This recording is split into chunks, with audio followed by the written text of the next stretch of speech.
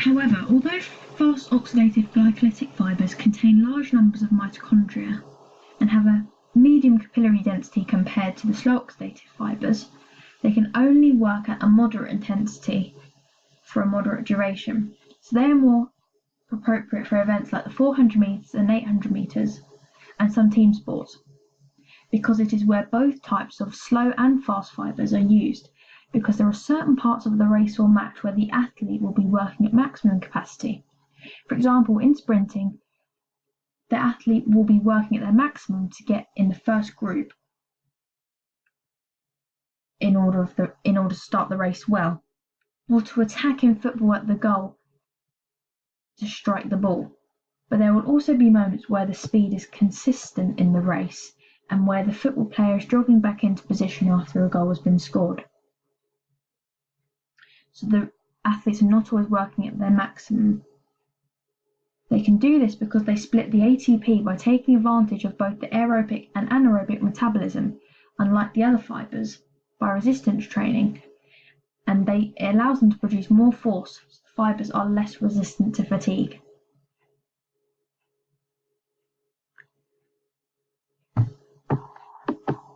The slow oxidative fibers have the smallest fiber diameter out of all the fibers.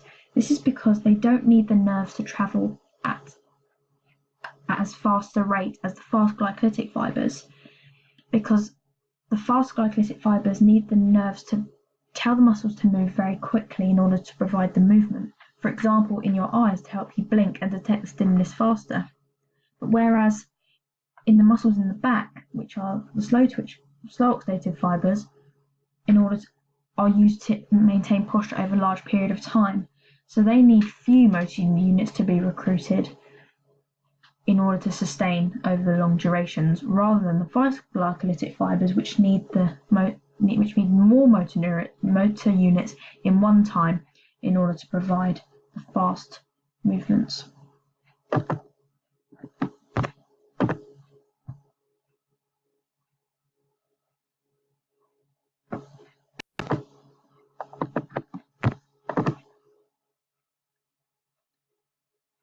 In order for the skeletal muscles to move, they need to communicate with the muscles through the myoneural or neuromuscular junction, which is shown on the slide.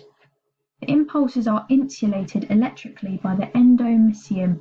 In order for a contraction to take place, the cell must be stimulated by a motor neuron. A motor neuron is a single neuron extending from the brain or spinal cord to the muscles, so where the motor neuron and axon meet the muscle is what we call the neuromuscular junction.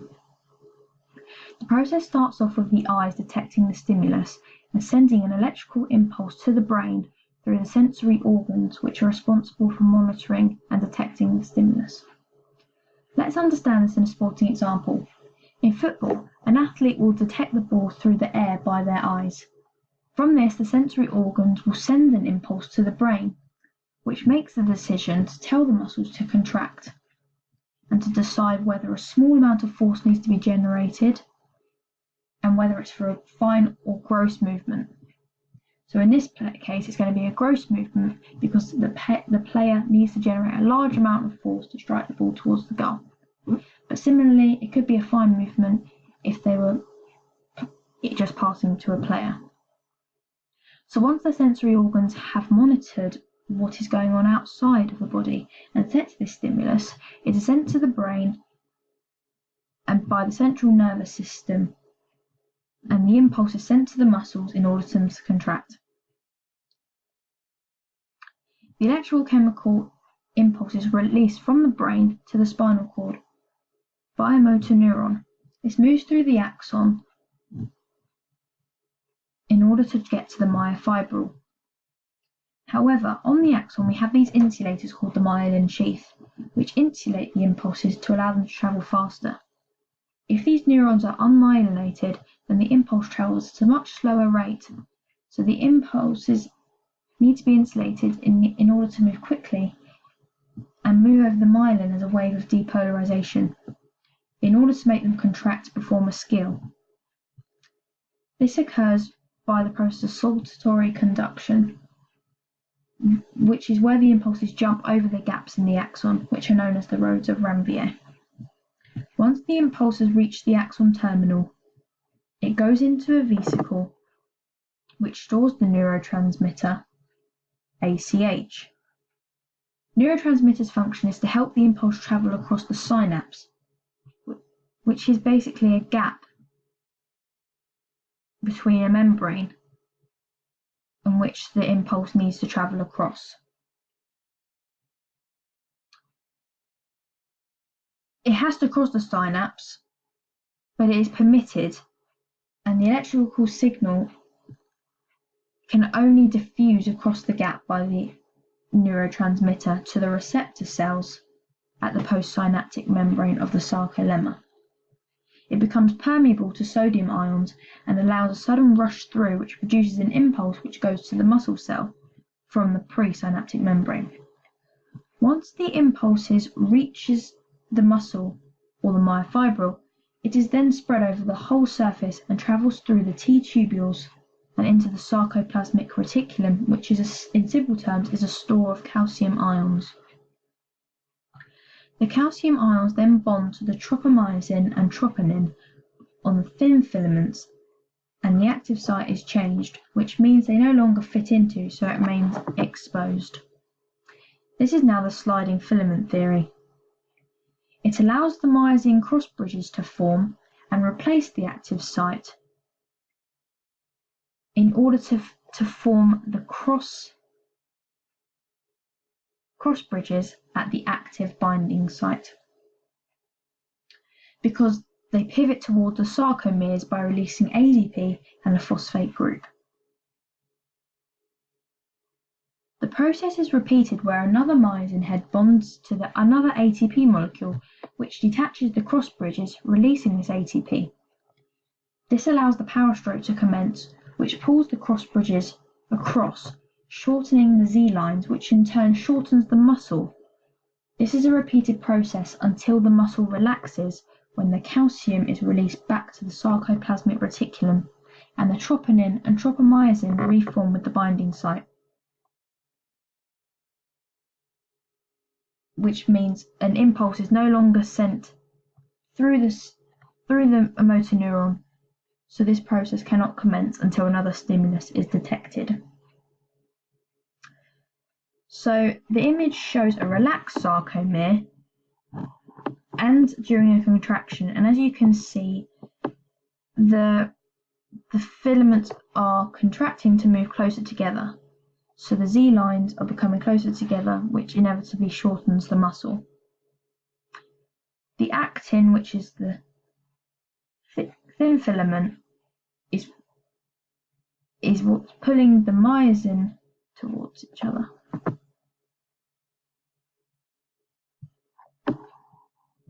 Lastly, we are going to be looking at the types of muscle contractions, but before we identify these, we need to discuss what happens in the components in order to allow a muscle to contract.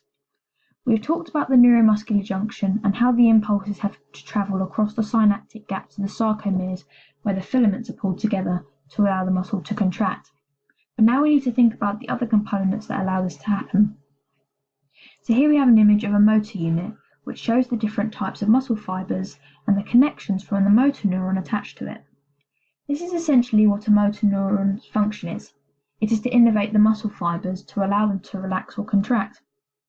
However, they can either be small or large in terms of how many connections they have. So if we think about it, if a motor unit is large and it has lots of connections, it is going to be able to produce a large force quickly. For example, in football, the player is about to strike the ball at the goal. This will require a large number of motor units, specifically in his rectus femoris in his quadricep group, to generate this force. So essentially, the larger the motor unit, the bigger the force, which means they are more efficient for gross motor skills that require a large amount of force.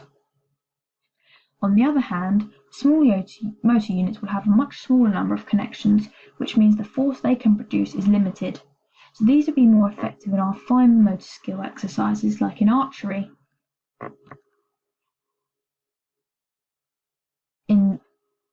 So our small motor units will allow us to focus on the target and coordinate with our hands to release the bow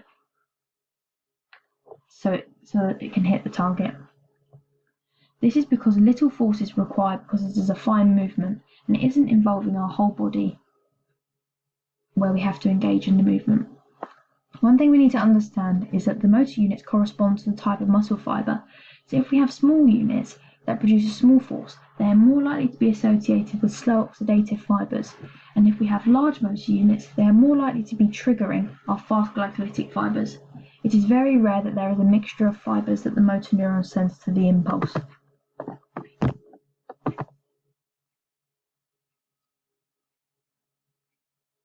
Now we're going to look at the different types of muscle contraction. When a muscle contracts, it can perform in different ways in terms of lengthening, shortening, or producing no movement.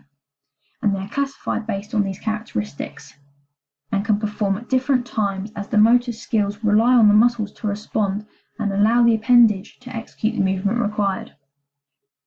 Although contraction is generally used to imply shortening or lengthening, it is something that the recruitment of different motor units that allows the muscle fibers to generate this tension. This enables the muscles to contract to produce this tension needed to exert the forces during physical activity. So they can be classified in terms of either isotonic or isometric. Isotonic contraction can be further classified into concentric and eccentric contractions, and these are the types of contractions where movements occur. First, let's look at concentric contractions. This is when the activated muscle pulls on the insertion bone to produce tension while shortening the muscle. It mainly occurs in the upward phase of the movement and involves the muscle force to be larger than the force of gravity acting downwards. In order to overcome the forces, you need an imbalance. It is mainly used to accelerate an object, for example, in any sports that require yourself to accelerate or an object. For example, in a football header, the quadriceps are responsible for a concentric contraction and is shortening in order to help the athlete build the momentum to jump to head of the ball, accurately and powerfully over a large distance.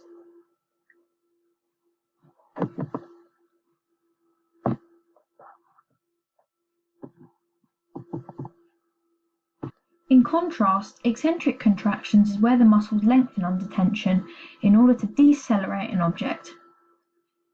The diagram shows the biceps, and these will lengthen when gravity wants to pull the objects back down to the floor. So in the same example, when jumping for a header in football, as you land, the quadricep group is eccentrically contracting to lengthen to bend the knees to control the rate in which we come back down to balance the downward forces of gravity. These are both examples of isotonic contraction because the muscles are contracting while shortening or lengthening.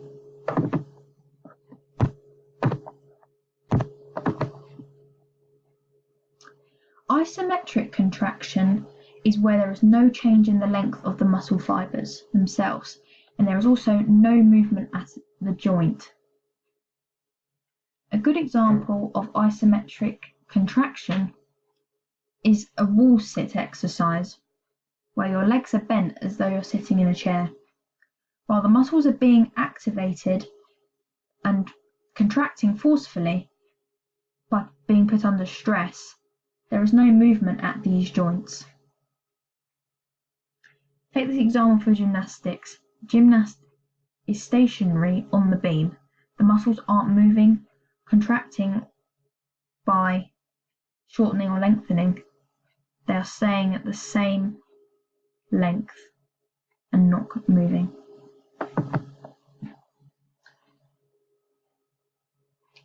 Isokinetic contraction is a type of concentric muscle contraction.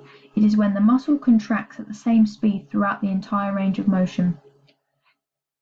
It happens when the force of the muscle overcomes the external forces, which allows the muscle to shorten.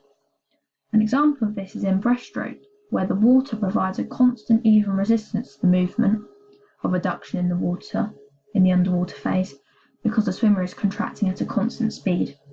Physiotherapists would use this type of training to help an athlete improve their muscular strength in an area of injury in order to help promote movement and free tension.